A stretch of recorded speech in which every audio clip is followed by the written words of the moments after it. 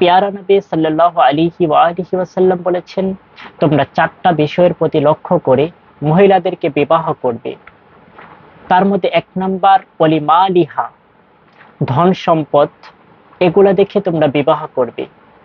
দ্বিতীয় নম্বরে আল্লাহর হাবিব বলেছেন ওয়ালি হাসাবিহা, তার বংশ, তার অভিজাত্য এটা কেমন। কেননা তার বংশ যদি ভালো হয় তাহলে আশা করা যায় যে যেই মহিলাকে তুমি বিবাহ করবে সে অবশ্যই ভালো হবে, এটা আশা করা যায়। 3 নাম্বার আল্লাহর হাবিব ইসলাম বলেছেন ওয়া জামালিহা, তার সৌন্দর্য দেখে তোমরা বিবাহ করবে। কেননা আপনার ওয়াইফ এসে যদি সৌন্দর্য না হয় তাহলে আপনার চক্ষু এটা পরনারীর প্রতি ধাবিত হতে পারে, তার দিকে চলে যেতে পারে।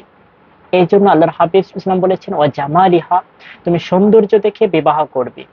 4র্থ নম্বর আল্লাহর হাবিব বলেছেন ওয়ালি দীনিহা, তার দিনদারিত্বা দেখি, তার দিনদারিত্বা কেমন, সে নামাজ পড়ে কিনা, রোজা রাখে কিনা, সে কোরআন তেলাওয়াত এটা পারে কিনা, সে দিনের পথে আছে কিনা, সে দিনদারিতা দেখে তোমরা বিবাহ করবে। পরবর্তীতে আল্লাহর হাবিব ইসলাম বলেছেন যে যদি তোমরা উপরের 3টা বিষয় না পাও, তার মাল, তার বংশ, তার সৌন্দর্য, কিন্তু যদি দিনদারিতা থাকে তোমরা দিনদারিতাকে প্রাধান্য দেবে। ফাসফার বিযাতিদ দ্বীন, দিনদারিতাকে তোমরা প্রাধান্য দেবে।